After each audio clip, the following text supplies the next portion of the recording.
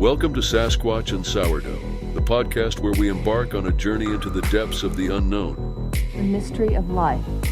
Weaving together threads of ancient scripture. What do you mean, biblical? Tales of high strangeness. Tell them about the Twinkie. Whether you're a seeker of truth. We believe it's the heart of the house. Or simply hungry for a good story. What about the Twinkie? Sasquatch and Sourdough invites you to join us on a journey of discovery, wonder, and deliciousness. They feel your methods, your theories are Spooky. So grab your backpack, sharpen your senses, Do you think I'm spooky? and prepare to explore the sacred mysteries of our highly strange world like never before. And that is the whole problem with aliens.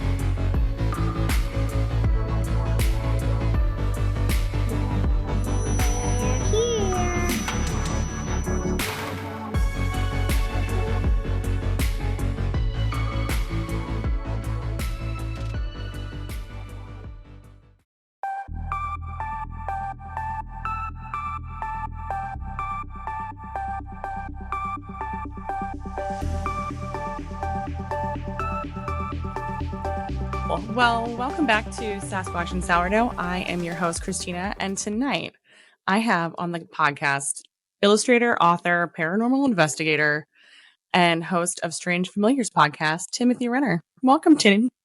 Oh, thanks for having me. I am a huge fan. Crystal and I think I've told you like 17 times already. Our audience has probably just heard everything from all of your books because we quote you at least once an episode. Well, thank you. That's Yeah. very flattering. Thank you so much. And Sasquatch and sourdough are two things I love very much. So Oh, okay. Well, we came to the right place. yeah, there you go. So you have a new book out that is just awesome because I feel like you kind of picked a subject of folks that don't really have a lot of representation. It's called I Have Never Minded the Loneliness, Hermits and Their Stories. I'm holding it up. Go buy this book. It's awesome.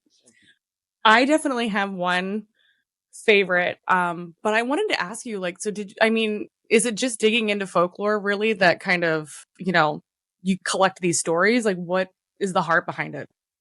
Well, it sort of happened by accident, and my wife bought me a photograph of a hermit.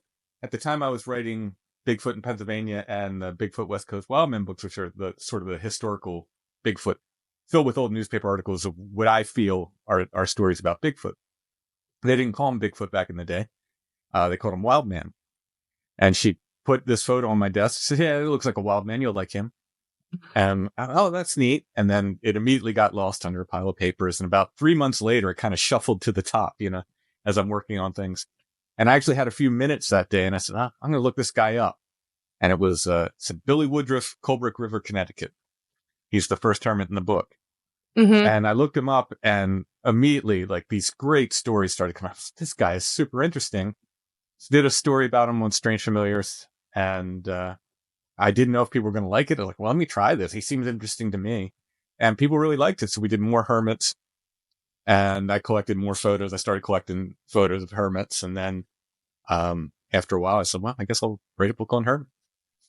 It's just so cool. It's like, I always think of hermits and then they just remind me of like John Muir and like the whole thing that, he was kind of going for and just being out in the wilderness. Like you're capturing something that I think is so lost.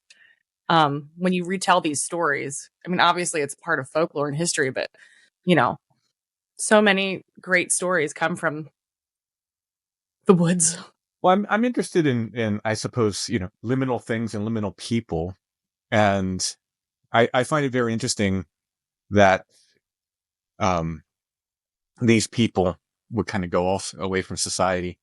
And yet I was able to find, so much information on so many of these folks because they were unique, because they didn't just do what everyone else did. It's the people who stayed in line and did all the normal things, the equivalent of, I don't want to insult anybody, but anyway, the people that did, everything they were supposed to do, Yeah. a lot of them, we've lost their story. We'll never know anything about them, but these folks who, kind of the weirdos that went off on their own I was able to find a lot of information about them because people were interested. Every town had a newspaper, and like back then, that was it. Like every town, every little town, they even had a newspaper, and they were looking for human interest stories. And almost every town had a weird guy that lived in the woods, on the side of the mountain or whatever. Exactly. So eventually they'll get around to writing about them. So yeah, that's kind of like one of my favorite. When I'm doing research, I just go right back into all the old newspaper archives. I mean, there's just such a ton of amazing stories that you're right, like could be forgotten to history. Yeah, that's the problem. Because whenever you're researching, you're going to find like 4 other things that are interesting along the way. You're going to get squirreled by them.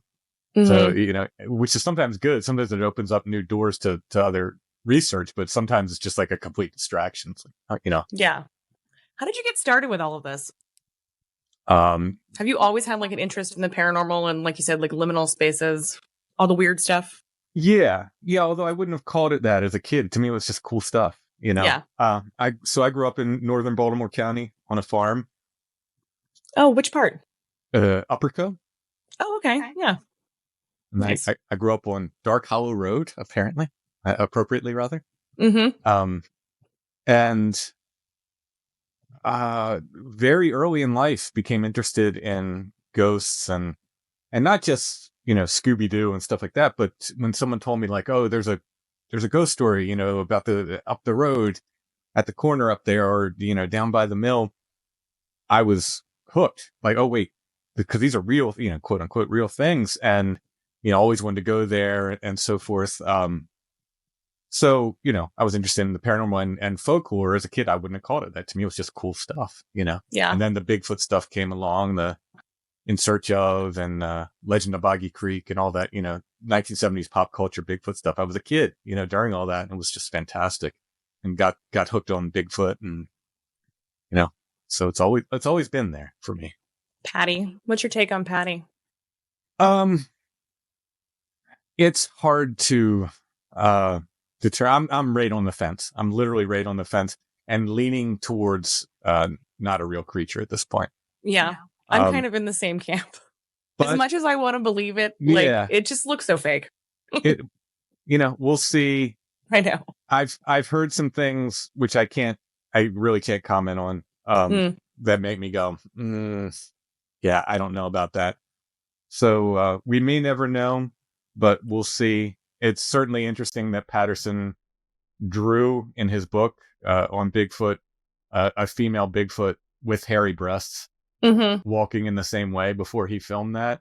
Yeah. That's a little strange to me, That was the red flag for me too. Yeah. I think that would be the only, assuming Bigfoot's a primate, that would be the only primate with hairy breasts, Yeah. So who knows? Exactly. Yeah. So yeah, I was just, and I was thinking about that like the other day, is that exactly, like, it just seems too coincidental that just right there, ready. Yeah. Nobody else seems to be able to capture, you get lots of blurry video, blurry pictures, all that sort of stuff. And this one just kind of, I don't know. I finally like came out and said it too, because I was like, I'm not lying to my audience. I don't know. This is sketchy. Yeah, it's you will get a lot of vitriol from the flesh and blood. What do they even have the costume technology at the time? Okay. All right, and that's fine. And I kind of love that that it's kind of the curiosity thing. I mean, and where the footprints end, I kind of go over it as the ultimate like question mark, because even the guy who claims he was the guy in the suit can't produce a suit, so it's so perfect. They can't produce the original film. They don't yet. Tons of people claim, I know where it is. Well, okay, produce it. They never do. Right. So. The whole thing's interesting in that way. It's very paranormal in the way that it expresses itself, whether it's a real creature or not.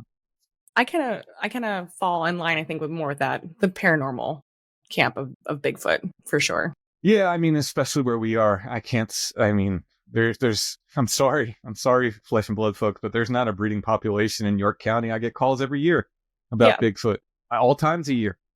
There's not a breeding population here. There's no wilderness here. We have woods, but wilderness, untouched land. There's no wilderness, and they would make such a huge impact. Their diet alone would make such a huge impact on the environment because they don't cook their food. They need calories.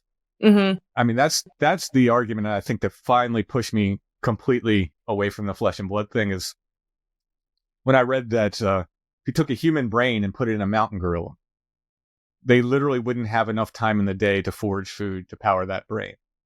Really? Yeah. Oh, that's So- interesting. So if we're talking about a creature that's way bigger than the mountain gorilla and, so, presumably very intelligent, according to all reports, we can assume they're very intelligent, they would need to power that brain with an incredible amount of calories. Mm-hmm. And they don't cook their food. We'd see fires all over the forest, so they cook their food. And even people report them just eating, raw. So if you're not processing your food, you have to be eating constantly. Mm-hmm. Constantly. And it's just, they would make a huge impact on the environment doing that. They'd be eating farm animals and everything else. We'd know they were there if there was a breeding population. Oh, definitely. And especially, it's funny because I'm always like, when I go on shows, I'm like, yeah, I'm from Maryland, so I don't have any Bigfoot encounter experience at all. Like, we just don't have, I don't think that there's, exactly like a roaming population. There's We some can't great even- encounters in Harford County and stuff, just, Oh, but, yeah, But, yeah, I mean, breeding population. definitely. Yeah, Maryland. Yeah, Hartford County for sure. I mean, where we are we're in kind of, I guess, like south. I'm on like the city line of Baltimore City and Baltimore County. Mhm. So we have some good, green spaces and great woods for sure, Mhm. where there's definitely weird stuff going on, but nothing that looks like, I mean, we get some structures, stuff like that, but the one place that I actually go and hike often, it almost seems like there's people just living in the woods. Like, it almost gets more of a hermit vibe because I have people that are like making natural chairs out of like wood, like logs and stuff like that. Yeah, and, yeah. Campfire stuff and some structures that seem to be more man-made. Like bushcraft kind of stuff. Exactly. Yeah. Yeah. So, I mean, it's still cool because, I mean, somebody made these beautiful chairs just out of, I guess, whatever like wood they found Mhm. from trees like locally. It's really neat. And it just reminds me so much of like, I don't know, it's kind of hermit. Well, it could be. I mean, it's, we've come across homeless camps in the woods Mhm. before. Yeah. And yeah, it's and you hope they're nice. They've not been, you could tell they were living there, but there were no people there when we came across them. So I've Right. always wondered, like, I wonder if they were there. What, what would that encounter be like? Exactly. So can you tell me your favorite, I guess out of the entire book, really, what's your favorite story? Because I know I have one that just really stuck out to me. My favorite, so in a way, William Woodruff, because he's the first, will sort of always have a place in my heart just because he's the Mhm. first. But overall, John Stink has become my favorite. He was they called him the living ghost. So he was an Osage Indian. Mhm. And I always have to preface this whenever I talk about him. My research comes from white newspapers Mhm. reporting at the time, so early 1900s. I don't know how accurate this represents actual Osage beliefs on death and everything else. So, That's fair. yeah, so I always like to say that. But according to the newspapers, John Stink died as many as 3 times and came back to life. And when he came back to life, he came to, back to his people, and they said, no, the dead are supposed to stay dead. Mhm. And they kind of outcast him, and they renamed him John Stink. His native name was Hotamoi. So they renamed him John Stink. He is a hermit. He lives outside. I have plenty of photos of him in tents and on the streets of Pawhuska, Oklahoma. He's adopts these dogs, these wild dogs, and they become his pets. Super interesting story. At some point, there's a rabies outbreak in Pawhuska, and there's a note in the newspaper that all dogs have to be muzzled except for John Stink's dogs. So everybody knew John Stink, and they knew, his dogs were well trained, and they were like, except for his, all dogs have to be muzzled. And then shortly after that, I find this other article about a marshal in town who shot all his dogs and said, I thought they were attacking him, which everybody knew who he was. They literally made an exception for him in the law. I do not believe that for a second. I think the guy was just a jerk or something, So he walks out of town and says, I'll never come to Pawhuska again. And he, to my knowledge, he kept to that except for once. I found one instance of him going back to town, but for for all intents and purposes, he stayed away for the rest of his life.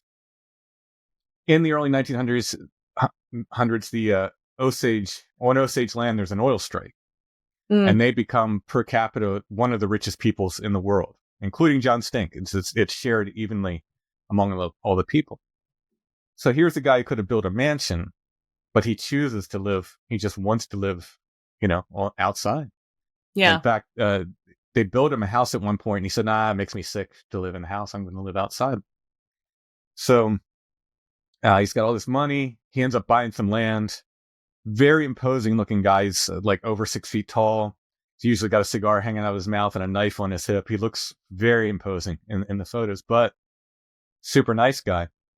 He ends up giving $1,000 to, I think, every church in Pawhuska donation. He sends Osage girls to private school, just pays their tuition outright. He donates, I think he's almost solely responsible for, at the time, for the American Legion hut there. He donated a bunch of money to that. So, very caring person and giving person. And he eventually dies. He falls in his 70s. He falls off a ladder and breaks his leg, and then ends up getting pneumonia and dies once and for all. And the interesting thing is, to my knowledge, there's no ghost stories about John Stink, but there are ghost stories about his dogs, where people say really? you can still see his or hear his dogs howling outside of town and so forth. But that's cool. He became my favorite. It's just such an interesting story. I collected, I think, some 14 different ways they said he died. They can't agree on how he died. Some had it pneumonia, some had it in a battle with, another tribe, some had it tuberculosis, all kinds of different things. So who knows how much of that is legend and how much is truth, but it's whatever it was, it just really, to me, it's like such a cool story. It really is. And I guess there's probably just a good amount of legend that kind of, weaves into truth with things like that. Oh yeah. Yeah. So who's your favorite? You said you had a favorite. Oh, I do. I'm all set. I'm really excited about this. Atwell Martin. I just love the idea. Yeah. The guy who killed Paul Bunyan. That he killed Paul Bunyan. Yeah. Well, I love the story because, it's kind of romantic. He fell in love, with a woman, and then that was kind of part of why he, I guess I never want to think of them as like isolating, but, wanted to just kind of like be alone. And then there's just these two giant legends of him and Paul Bunyan. Yeah. It just really, I like that was a good one. The hunting story where he kills, I don't know how many things with one bullet. So yeah, they quite a tall tale guy. Yeah. And then they just like start fighting. They get along and they're friends, and then they fight, and then he just kills Paul Bunyan. Yeah. I mean, if you're going to be a legend, why not kill another legend? Yeah. Yeah. I loved that one. That was a good one. But I like the idea of, it kind of being a little bit romantic too, like lost the love of your life, and then I'm just going to kind of take to the woods. Yeah, which is kind of a trope, and I realized like towards the end of the book how many times I had to address that as a trope with these books. Sometimes it was true. Sometimes it was absolutely true. And William Woodruff, like I said, the first fellow I talked about, we really don't know if it's true or not in his case, because like that's what the newspapers claimed. He didn't do a lot of talking, so he never really told his own story. Other people told his story, but even like there was a town historian for Colebrook River, Connecticut, which is now underwater. It's one of those towns they flooded to make a reservoir, and a woman wrote the history of it in the 1950s. She was quite old in the 1950s, and it was all her recollections. It wasn't like a hard history of it. And some of the stuff she said just didn't check out, like timeline wise. Like she was talking about photos and stuff. Like, well, that's wrong because that kind of photo wasn't around at that time, things like that. So, but it's memory, people's memories fallible for sure. Yeah. What was the saddest case I think that you came about, like when you're writing the book? Let me think on that. I mean, because some of them are sad in different ways, There's somebody like William Woodruff, who kind of takes this vow of silence, supposedly lost the love of his life. And he did seem to have at least a practical vow of silence, unless he just didn't like talking to people. Because the story went, this woman he fell in love with, her favorite flower was hollyhocks. And he grew them all around his cabin. And again, there are newspaper articles about this where he was on the road between Colebrook River and Winsted, Connecticut. And when people would pass by, he would just silently, he wouldn't say a word to them, hand them these hollyhock flowers. There's, every year there'd be articles about him, like, okay, and William Woodruff's out handing out, hollyhock flowers again. So if it's true, I mean, how sad is that? And then I know. Supposedly he had a daguerre-type photo of her that he kept with him at all times. And, one of the stories of the fire that burned his place down has him sitting in the flames holding that photo. I think there's another version of it where he was laying in bed smoking and his beard and clothes caught on fire from a spark. I think that's probably more accurate, but the romantic story is pretty amazing. Him setting his cabin ablaze and just, finally, it's the end now.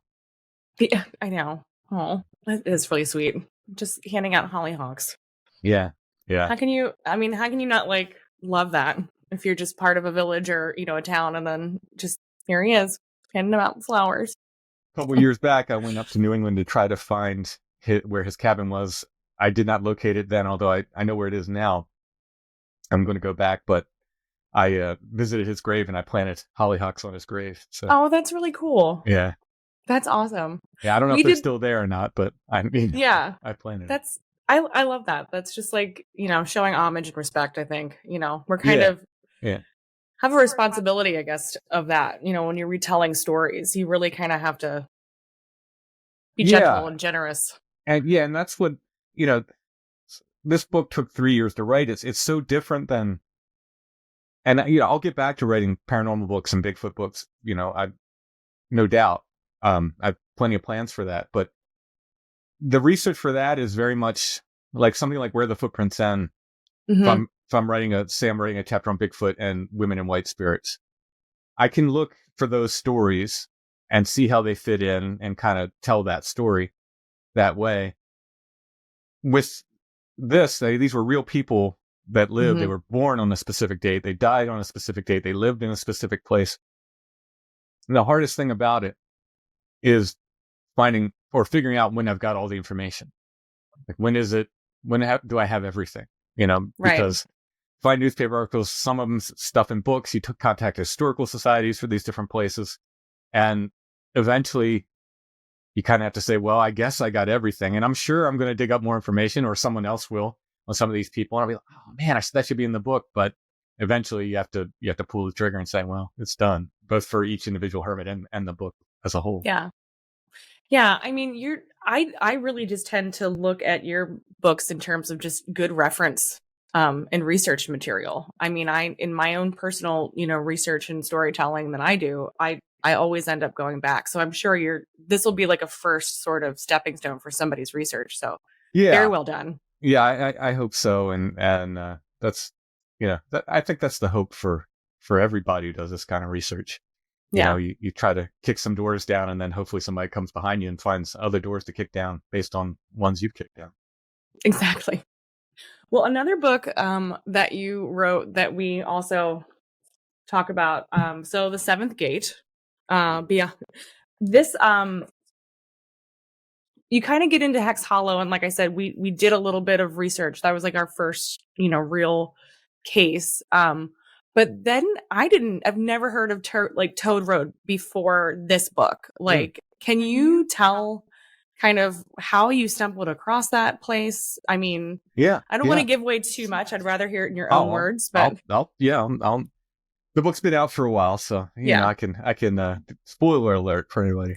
But no, when I first moved up here to Pennsylvania, of course, the first thing I did is where's the spooky stuff, Mm-hmm. And one of the stories I was told was about the 7 gates of hell. But the people who told me, who had, been here far longer than me, said that they were one of two places. They were in Prospect Hill Cemetery in York City, or they were in Hex Hollow. Mm-hmm. No, at no time ever were they associated with Toad Road at that point. But my wife said, "Oh yeah, there's something, Toad Road," and I was like, "Well, what's the legend there?" And she said, "Oh, the only thing I ever heard was don't look behind you on Toad Road." It's like, okay, that sounds spooky, but And at the time, I imagined like, what is there supposed to be like some kind of killer that chases you down the road or something? I didn't put it together. Time goes on, and early internet days, I'm in this email group. Remember email groups? I don't know if you remember email groups. It was for a sort of legend tripping around the area, and there was one group in there who, I think they were young folks. Every weekend they'd go off and they explore a different legend, and they'd come back on Monday and they'd be like, "We figured it out. We know the." So I remember they went to Hex Hollow and they're like, "We found Raymar's house." This is before Weird USA, Weird Pennsylvania, all that stuff. And they print a picture, or they put up a picture in the email group of this house that was built in like the 60s or 70s. I'm like, no, that's not his house. I'm sorry. You're wrong. So they weren't great researchers. So they didn't let anything get in the way of a good story, I guess. One weekend they come back and they're like, we found the story of the 7 gates of hell. And they literally told this story about a burning insane asylum on Toad Road. And, the inmates were, escaped during the fire, and the townspeople were so afraid they killed him in the woods, and all this crazy stuff. And there's 7 gates to keep people away from the ruins of this insane asylum. First thing I did is go to a map. My father-in-law has old maps of the area, and look on that. And there was never any structure that could have been an insane asylum or anything like it out there, nor would they put anything out there like that. But, hey, I'm doing my due diligence. I came back and was like, nope, never any structure like that out there. Sorry. And there's never a date tied to the story, by the way. So they usually be like in the late 1800s is what people always.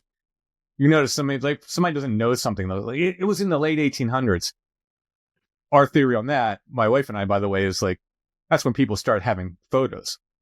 That's why most ghosts are Victorian, because that's the first time we know what people really look like. Exactly. Yeah. So anyway, it's like, so I was like, well, when was this supposed to be there? Well, no, we don't know that.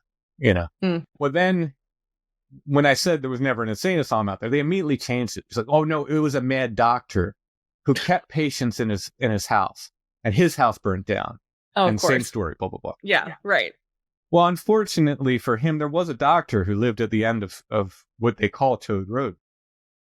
Drawing a blank on his name. But in any case, he was a cardiologist. Yeah. And there was never an insane asylum in York County. There were things they called asylums and sanitariums. But back in the day, that's what they called any hospital. Like, there was a sanitarium that was in Hellam, the area where this is, not on Toad Road. Mm-hmm. But it was an old folks' home. But they called it a sanitarium. So people, see? And that did burn down, actually. Nobody was killed. No one killed the patients as they left. Right. It was just an old folks' home. There's no tragedy. Yeah. The most exciting thing that happened is some kids, didn't go back to school because they wanted to watch it burn. One afternoon. I think that was in the 1950s or something. But in any case, because it's Hellam is the township, I think because of that old folks home that did burn down, that was called a sanitarium, and for a number of other reasons, I think this story sticks. There's enough to it that people go, and there was a gate up there that people remember at that doctor's house, actually. So there's enough to it where people are like, well, there was a gate, and I remember my parents telling me they went there and had spooky stuff happen, so this story must be true. Well, it's not true. And Weird USA contacted me before they ever published the book. They did a magazine called Weird New Jersey that was just like a fanzine. It was like a zine. Mm-hmm. Yeah. I didn't know this was going to be a major publication, by the way, when they asked me to do this. And they said, would you write, about Hex Hollow? I said, sure. And they said, would you take photos for that and for Toad Road? And I said, yes, but please let me proofread what you print on Toad Road before you do it, because there's a lot of nonsense out there. Mm-hmm. Well, the book comes out, and it looks like they have copied and pasted that story that those kids wrote, word for word, unless one of the kids submitted it, I don't know, about the insane asylum and the mad doctor and all this stuff. And that becomes the story. So now it's in print. So people are like, that's the story. And it's on the internet. So that's the story. So I have to fix this, I think, in my head, and I thought it was going to be a magazine article. I thought originally, I didn't know it was going to turn into a book. So then I started doing research and talking to people who had real experiences out there, because people do have real strange experiences out there, me included. But a lot of the stuff they're talking about doesn't sound like any kind of ghost. It doesn't sound, I mean, there were a couple of ghost stories, but a lot of it sounds like cryptid stuff, screams in the woods, being paced in the woods, things like that. And I'm like, that's the main thing that like stuck out with me is the screaming. Yeah. Yeah. Yeah. And I come across this one story of this guy. It was printed in the newspaper, and it said he was attacked by a green hairy monster. What? I think it was 1974. And there's, they said, and the police went out there to check, and they found no monster or something. It's a very short article. So, okay, we have this, monster attack, and these people, like other people were describing like weird things, like in the woods there and so forth. So I'm like, well, yeah, none of this sounds like insane asylum stuff. And I went out and hiked the place and found, there's one gate at the end of the road. Mm-hmm. And there's no more gates. And when I would report this stuff, I said, well, there's no gates back there. People, well, it's the fallen trees. They act as gates. I'm like, come on. Like, first of all, there's more than 7 fallen trees. So come out there with me and show me which are the 7. And, the story goes, you can't get past the 7th. I walked the whole thing, end to end many times. So, eventually I start looking into Pennsylvania folklore, and the one thing that hits me, and it was like this immediate, like I would say in my writing, I always kind of look for the story in anything. It's easy to throw a bunch of facts down, but I'm trying to find a story, and this is when it became a story for me. There's a creature in Pennsylvania folklore they call the hide behind. Mm-hmm. And they said, only the bravest should be the last in line when going through the woods in Pennsylvania, because only the bravest could be relied on to never look behind them. And it hit me the first thing I heard about Toad Road, don't look behind you. And that's where it all clicked. I was like, that's it. That's it. So my second book is on Toad Road is called Don't Look Behind You. But I think that's it. I think other things were going on there. I think this insane asylum story got literally just pasted over top of it. I say it's like a cheap jump scare in a horror movie. Insane asylum burned. But the real stuff is neat, and it's a little more subtle, and it's underneath. I also figured out, I don't even know who built Toad Road at this point. I figured that out. That's for the future, because the newspapers up here, by the way, they used to always say, no one knows the story of Toad Road. And I'm just like, I know the story. I know, no one knows the real story. No, I do. I actually know who built it. I know the whole story. I know what it was called before, but it was a towpath. It goes along the Cador's Creek, and that was navigable water. And it was used to haul things from York out to the Susquehanna River. And they built a towpath because it's not easy. Some of these barges had to be towed through certain parts of the creek. So there it was, towpath, tow road. Whispering down the line becomes Toad Road over time. So that makes sense. Yeah. Because like they would say, well, it's because that doctor kept a lot of toad statues. I even went back. No. I found pictures of the doctor's house. There's no toad statues around his house. Nothing like that. It's it's a tow road. It's a towpath.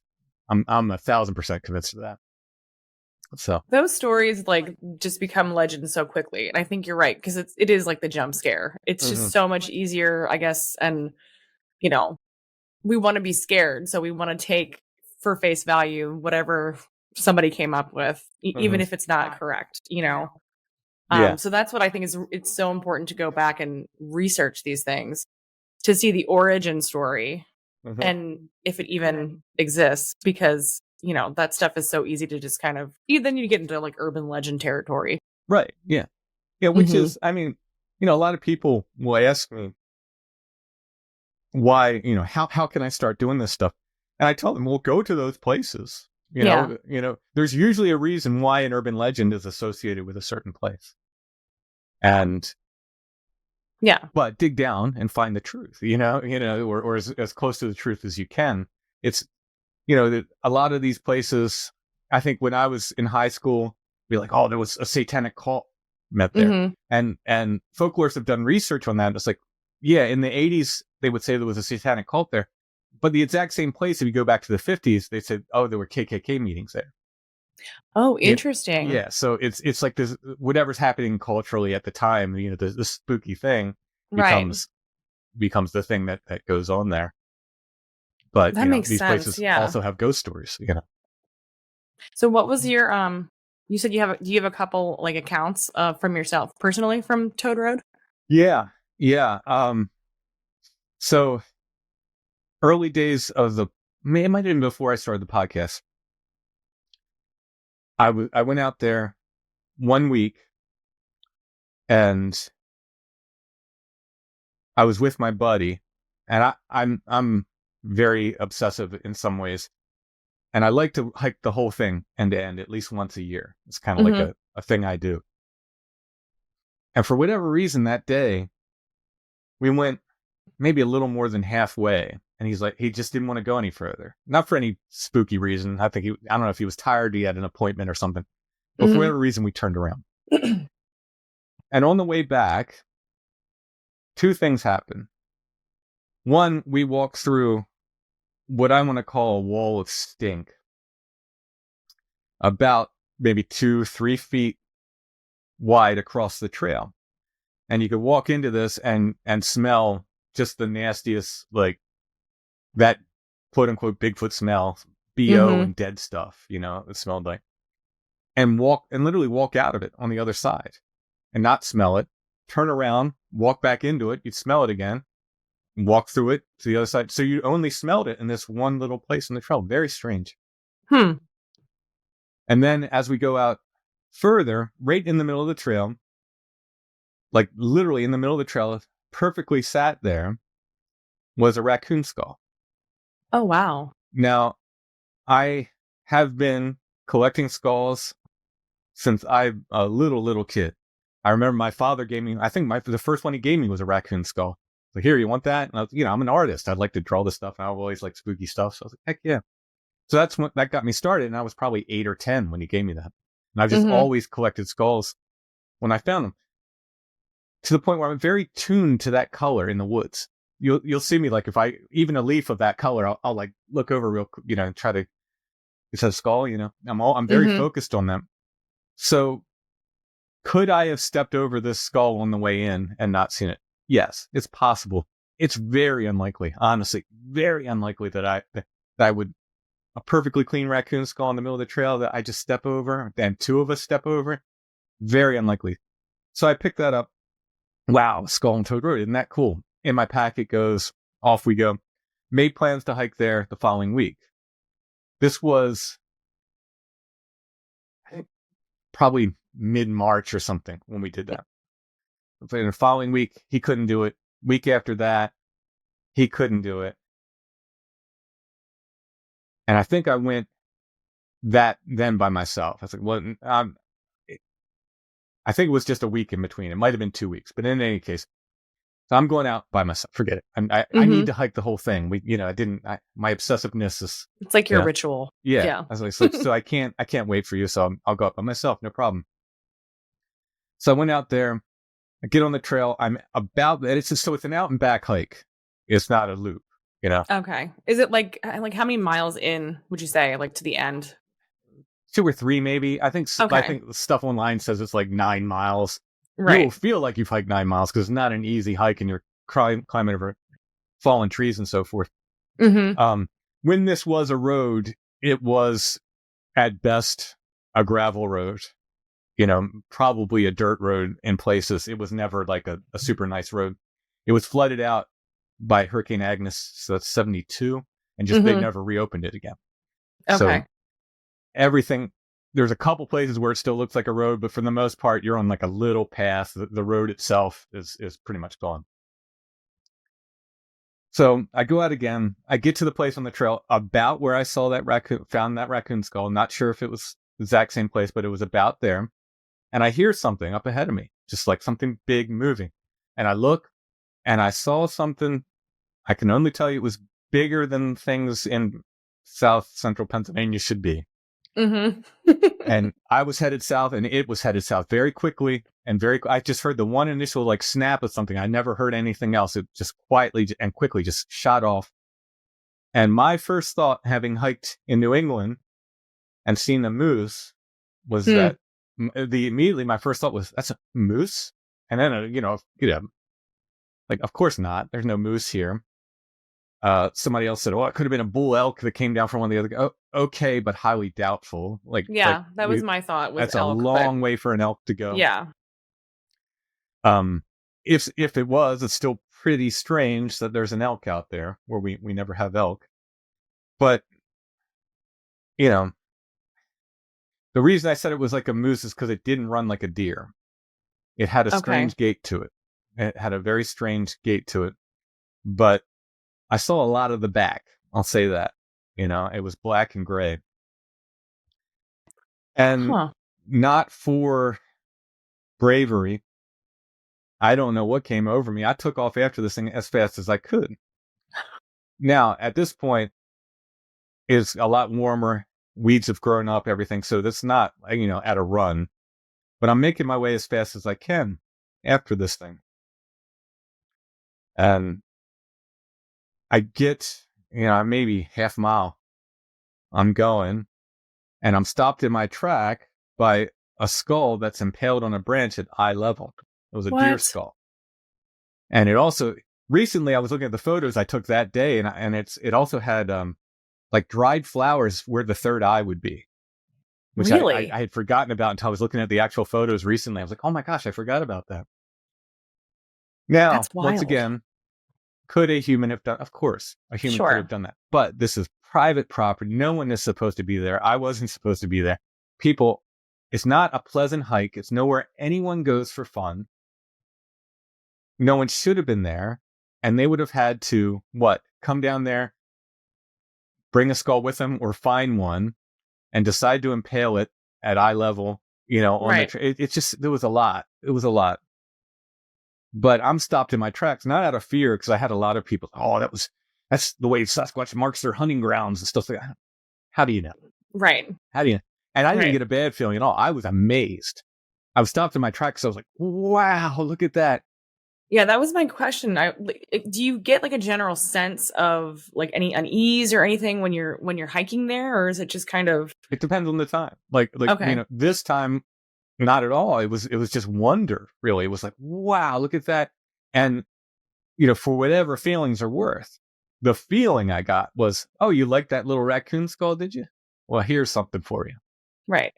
So I did not, in fact, finish that hike that day because I was too excited. I grabbed that skull, put it in my pack, and was like, wow, and turned around the other way and went. That started for probably about a 2-year period. And I'll say 85%, but it might have been more like 90 or 95%. Whenever I went on paranormal investigations, I found skulls, starting from that point on. Really? I was called to, right after that, there was a Bigfoot sighting in northern York County. Guy called me up to his property. He saw 2 creatures across the pond on his property. It was funny because he was like a biker guy, and he wouldn't even go across the pond. He was like, I'm not going over there. I was like, well, show me where they were. He's like, I'm not going over there. So I was like, well, figure it out, find them. I said, well, I'll go over there. I said, you tell me where to stop, where they were standing. Mm-hmm. So I go around the other side of the pond. He's like, okay, right there. And I was like, all right, I'm going to raise my walking stick. Tell me how tall they were. So he's like, okay, about that tall. So it's like, 8 foot tall. He said there were 2 of them standing there. And as soon as we're done, I look down and there's a perfectly clean deer skull right at my feet, right where he said they were standing. And this goes on. I met a guy over in Michaud Forest. He had 3 different encounters. One where he saw a creature, one where he was screamed at, and one where I think he just heard something. everywhere we stopped, I found a skull that day. And he's like, "What is happening with you?" I'm like, I have no clue. I have no clue. This went even for ghost stuff. We go for places. The funniest one was in Westminster, Maryland.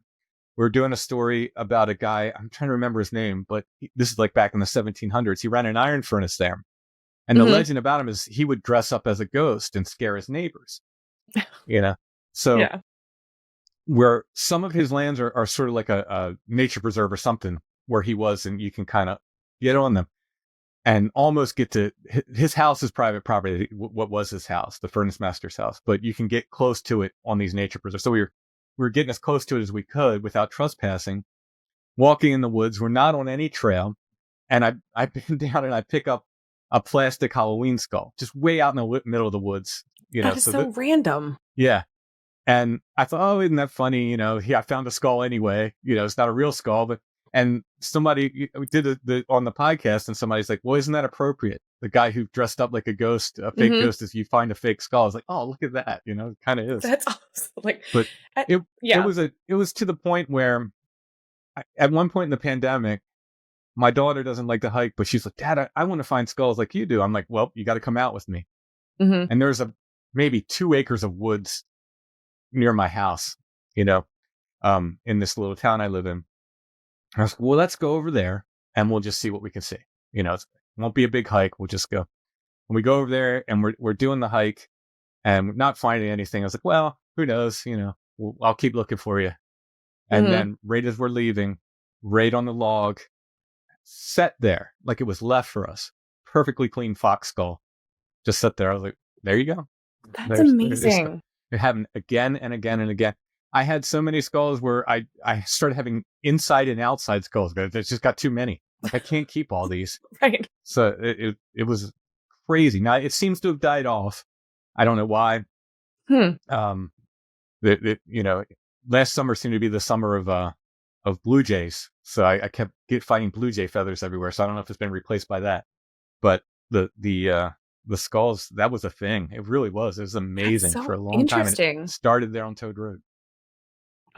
Toad Road. I don't know. Well, you said it's not like a place you could go. Like, you gotta be careful? Okay. A state park, I thought, bought all of it, but I was out there recently and there was big new no trespassing signs. And I don't know whether that's the state park saying they don't want you to go on certain parts of it, or if maybe they reprivatized it. I don't know. So I've been telling people, oh, go ahead, state park owns it, go out there now. But now, it seems like at least parts of it are privatized again. So, okay. Yeah. But that might be a place for Crystal and I to go check out. She loves finding skulls and anything. Her daughter is obsessed with like taxidermy, all of that stuff. Like they went to Texas and she had a blast with all those weird statues. Another amazing, if you have time for another short story about Toad absolutely. Road. It was the day before everything locked down for the pandemic. I was out there with my buddy Chad, who you hear on the podcast a lot. Mm-hmm. And we're hiking, and we found a blue mylar balloon, which, if you are familiar with Hellier, that's a thing there. But we started, and I'm so glad this is documented. I'm friends with everyone in Hellier. I did the soundtrack to the season 2, the last episode. I love them. They did not get this from us, and we didn't get it from them. I didn't know what was happening in Hellier 2. Like I was doing the music for it. I didn't know anything about it. Mm-hmm. We started finding mylar balloons, and we talked about it on the podcast. This is before Hellier 2 ever came out. You can hear it on Strange Familiar, so this isn't like a post Hellier thing. Mm-hmm. And they're finding them at the same time. Tyler in Hellier has this amazing blue mylar balloon find. Well, so this is happening, like neither one of us knows it's happening the other way. They're not paying attention to what I'm doing. I don't know what's happening with them. It just is a thing. And we both start finding them. So we're out there, we're on Toad Road. We find a blue mylar balloon. We're like, hey, look at that blue mylar balloon. 2 steps beyond that, I see a skull. And I said, what? There's a skull there. But it looked weird. I thought it was a deer skull, but it's like, it looked kind of weird. So I pull it out of the ground, and it's a pig skull. And it's got that's a bullet really hole. strange. bullet hole right there. There are no pig farms around there. We do not have wild pigs, although I may have seen one recently, but we don't have a big population of wild pigs anyway. But it hits me as I pick this up. I'm like, that's a pig skull. And then I remember this article, and I never published it. I found it, and I didn't publish it in either of my books on Twitter because I was like, kind of like, I don't know if this fits or not.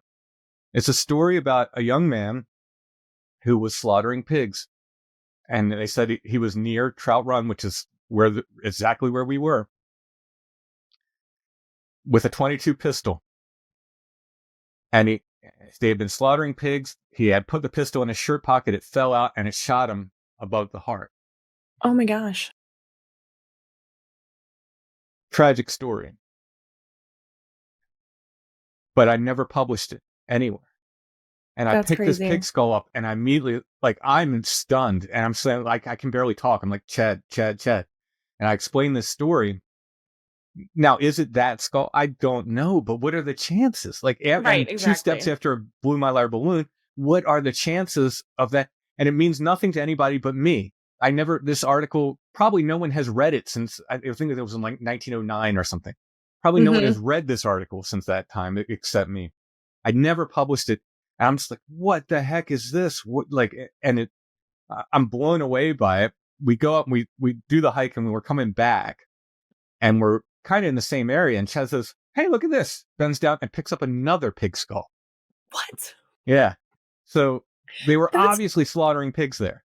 Like, so was it from that incident? I don't know, but it certainly, it meant so much to me, and then pandemic, everything shuts down the following day. It was a very, very strange thing, but that was one of the most stunning things to me, even more than that impaled skull, that pig skull, just because I was like, no one knows this story but me.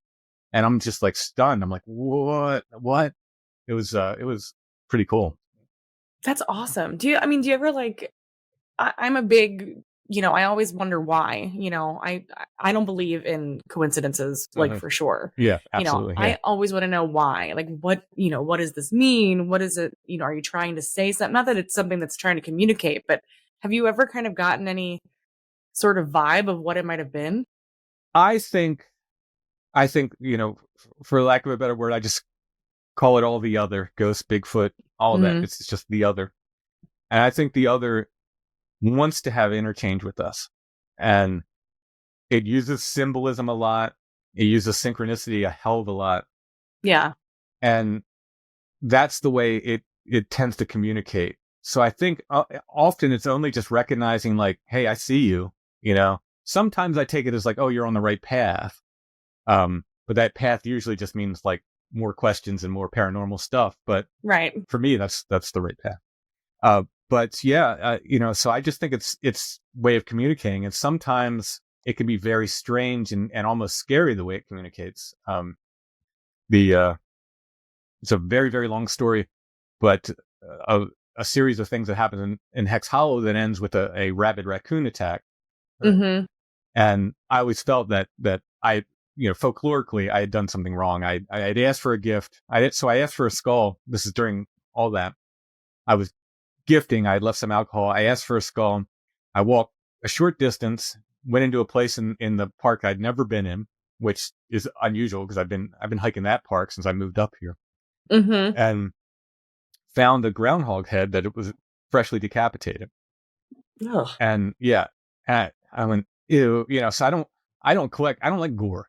I don't and that's not me. It's got to be a nice sun-bleached skull for me to take home. I don't want any gore. Nothing like that. Yeah. So I'm like, ugh, and I back away from this thing. But I'm realizing at the time, I asked for a skull. It gave me a skull. It's just covered in meat, Right. And it was definitely a fresh kill, absolutely fresh. There was like fur, and it was just the head, and the jawbone was separate, or the jaw. It wasn't a bone. And it really freaked me out, but I didn't take it. And I read later that's a huge no-no in folklore to ask for something. If you're given it, first of all, you're not supposed to ask in general. But if you're asked and you're given something, you don't take it, that's a big offense. Time goes on, a couple visits later, I'm there and I'm attacked by this rabid raccoon. And I always felt that it was, it was related to that. I really felt like I got the series of synchronicities that went with that too. That just creeped me out. And Oh, for sure. I stopped hiking there for a while just because I was like, the whole thing was just, dark. That was a very, Yeah. very dark thing.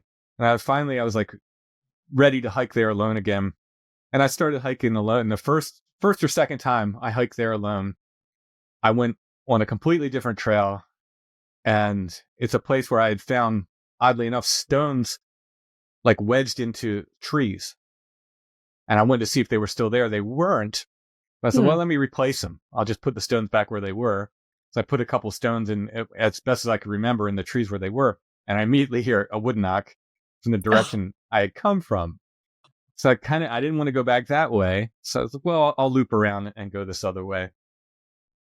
And I go about 20 or 30 steps down the trail, and there's a dead cat laid out.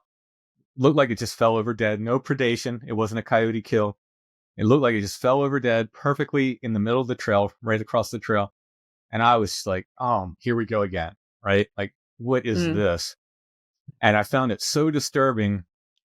But one of my closest advisors is a Franciscan friar who's on Straight Familiars a lot, Brother Richard. Oh, I love him. Those are the best episodes. Yeah. He's amazing source for this kind of stuff. And so I immediately go to Brother Richard. I'm like, what is this? And he said, and he's very good with this stuff. And he said, no, he says, it's just the other. It's like, they don't understand. They speak a different language. And it wasn't dark to them. Like, you read it as very dark. To them, it was like, hey, let's start this game again. Let's start playing these games again. Interesting. And that really helped me settle with it. And I was like, okay. And I do think that's the case. I think sometimes it doesn't realize, like, the language it's using, quote unquote language, to us is like weird and scary. But to it, it's just like, wants that interchange. It wants that, that back and forth. Yeah. I have to admit, I had a more of a darker sort of, paranormal encounters and things like that. And then I came to faith in 2019. And ever since then, I've been like a little bit careful. Like, I don't want to go back into getting the attention of dark things. Yeah. So I'm always a little bit, I guess, I don't want to say superstitious, but I'm always kind of like a little bit weary. And I had this kind of experience with Hex Hollow because when we were looking into it, and especially when I started like looking into Long Lost Friend, like I actually found a copy of it online and started reading it. And I couldn't really, I think that's part of the reason that I never released that episode, because at that time in my like young like walk with the Lord, I was really, I guess, like religious. Like, there's a lot of religiosity. And I don't think that I would have been able to tell that story the way that it was supposed to be told in my mindset then. But it's crazy because when you brought up the black cat, there's a place that I hike, or a cat. It reminded me of this. There's a place I hike, and I do a lot of prayer hiking and prayer walking. And I was kind of feeling like, I want to lose this superstition. I want to be able to tell stories and get into folklore and really, just honor it without feeling like I'm, I don't know, reading too into it for like the wrong reasons. So I was praying and I was like, well, I want this taken off of my heart. I don't want to feel superstitious about things. And as soon as so this property, it's a park, but then there's also a graveyard next to it. So the hike trail that I was on, I kind of came to this crossroad section where it's like you can either go to the left to the graveyard or you can take another trail. Well, as soon as I thought that in my heart and was like, I really don't want to feel this superstition anymore. Like, as soon as I walked through that kind of crossroad, to my right was a black cat. And I was like, there's no. So ever since then, I'm just like, yeah, there's no coincidences. Like, there are some concerning things about, like, if you take the Bigfoot phenomenon and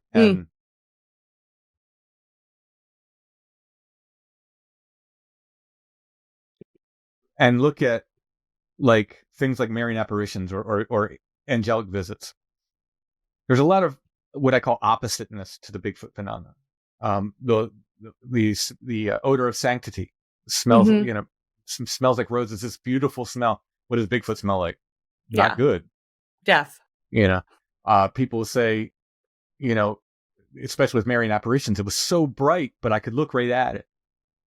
And then Bigfoot, oh, it's blacker than black. It's Mhm. blacker than the night. What do these apparitions leave behind? Showers of rose petals? What does Bigfoot leave behind? Scat, nasty hair. Yeah. There's a lot of oppositeness to it that makes me wonder. So I think there's a whole ecosystem of spirits out there, good, bad, and everything in between.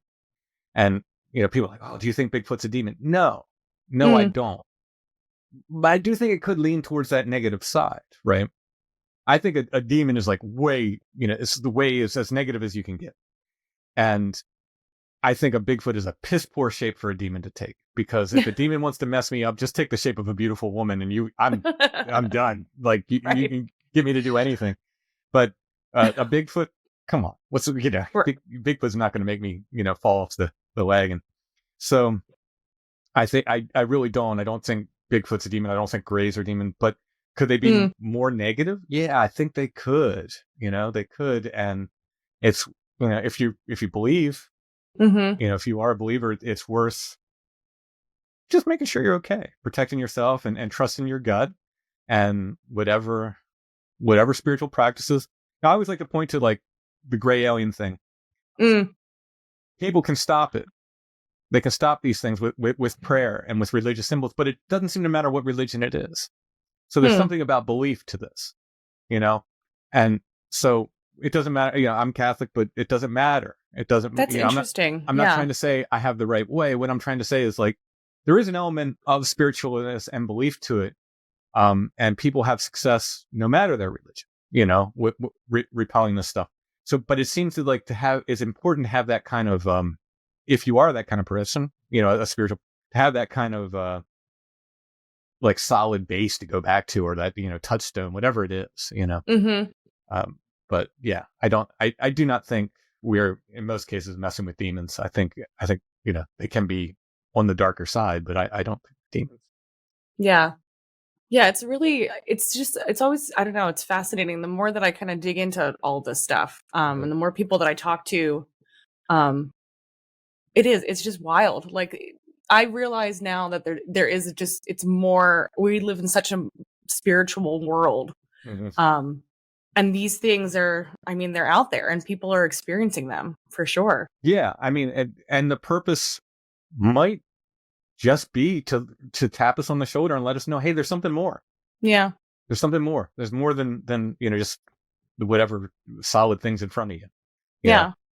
It definitely makes it more interesting. That's for sure. Oh yeah. Yeah. Yeah. It's highly addictive. Yeah.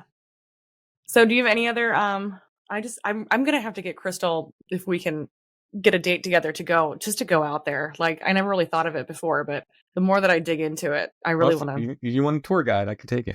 Oh, that would be awesome. Yeah. And Toad Road. How far you go depends on your comfort with trespassing. So. Okay. I don't know. Well, I'm sure it's fine. We were, like I said, we were digging around Hex Hollow and nobody seemed to. Well, we were startled with the amount of no trespassing signs. Like that was definitely. We were like, I don't know if we were like more scared of that than any sort of energy that might be there. Yeah, the house itself, like you can't even spend too much time around there, they'll just cops will be there. It's just I tell people, stop by, take your pictures, and go right away. Otherwise, the cops are going to be there. That's exactly what we did. Yeah. We just, by the time we found it, we were like, okay, this is great. Let's go to the Amish market. Like. Well, thank you so much. Did you have any other stories you wanted to share? Oh, I've got stories upon stories, but I know. It's I've kind of lost my place as to the appropriate ones where they'll fit in. But I'm happy to come back sometime. I would love that. Yeah, for sure. Well, why don't you tell people how? Oh, and I also wanted to just say I really enjoyed the Flower Path too. Oh, thank you. So you have another podcast. It's on hiatus right now, but yeah. I really have just been enjoying those. And like I say, I listen to them when I'm hiking, and it's just been really, I never really get a chance to spend time like learning about the saints and things like that. So yeah, I'm planning. I'm hoping to bring it back. I need to catch up. I had to put on pause so I could finish the Hermit book. It just wasn't getting done. There's only so much I can do. And I've got some other irons in the fire right now that I really have to take care of. But I'm hoping to bring it back with a major series that'll be probably a 10 or 12 part series. Oh, cool. So, and then it might be like that. I might just do seasons the way kind of other podcasts do. So, but I don't know when that's going to be. It's taking a lot of research. I'm determined to read every book I can on this particular thing I want to do. And I have this probably a whole bookshelf full of books just on this one thing alone. Oh, wow. Because I don't want to miss anything. I want to do an incredibly deep dive on it. And it was a series of events that happened over the course of like 4 or 5 years. And I just want to document day by day, if I can, what happened, cool. and just do it. So it's going to be a while, but it will come back. But for now, there's a few dozen episodes, I think. Oh yeah, it's awesome. I definitely highly recommend that too. So thank you so much for coming on. I really appreciate it. Oh, thank you for having me. Yeah. Like I said, we're super big fans. So thanks. did you want to tell everybody how they can find you, and maybe like you've got a lot of cool stuff going on with your the Monsters of March. Your art is amazing. I love it. Thanks. Yeah. I'm in the middle of Monstrous March, which is doing a monster drawing every day of the months for March. I did Squatchtober in October, and I had so much fun doing that. I figured I'd do March. I might do something in July or something, or August. We'll see. Have to spread it out. I can't. Yeah. Let's take some time. It's beautiful artwork. Oh, thank you so much. Yeah, that's. I was an illustrator before I was a writer, so that's kind of, I love everything I do, but that's kind of like the first love. The illustrations in I've Never Minded the Loneliness, by the way, are I think my favorite I've done for any of my books. I was just really like put my heart into that. So the Monstrous March is happening. I've got a book signing in Elizabethtown, Pennsylvania for I've Never Minded the Loneliness it's called House of Oddities. House of Oddities. Thank you. Yeah. Thank you. Yeah. Yes, I think Jeremiah Crystal and I are going to try to go to that. Jeremiah Crow's House of Oddities. This is a really cool, like, dime museum kind of place. That's on the 26th of April, Saturday the 26th. That's a Saturday, right? I have to check my calendar here. I think so. Yes. Yep. I'll put it in the show notes too. Yep. And everything else you can find at strangefamiliars.com. That's the link to my main podcast, Strange Familiars, but you can find links to get my books and everything else right there. That's all me. All that information goes to me.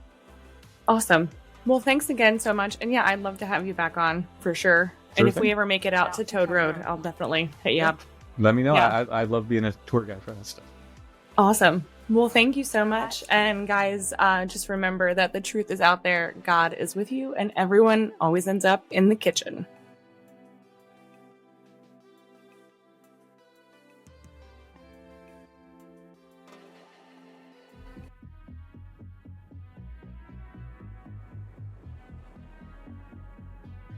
You have been listening to Sasquatch and Sourdough. I'm Christina, and thank you so much for tuning in. Sasquatch and Sourdough is so much more than just a podcast. We're a community of kindred spirits, united by our curiosity and fascination with the extraordinary. And we want to bring you into the conversation. So whether you've had a brush with the unexplainable, seen something that you can't quite wrap your head around, this is your space. We invite you to join us as we break bread and break down the barriers between the known and the unknown. If you want to share your story, you can email us at sasquatchandsourdough@gmail.com or send us a DM on Instagram. Until next time, remember, the truth is out there, God is with you, and everyone always ends up in the kitchen.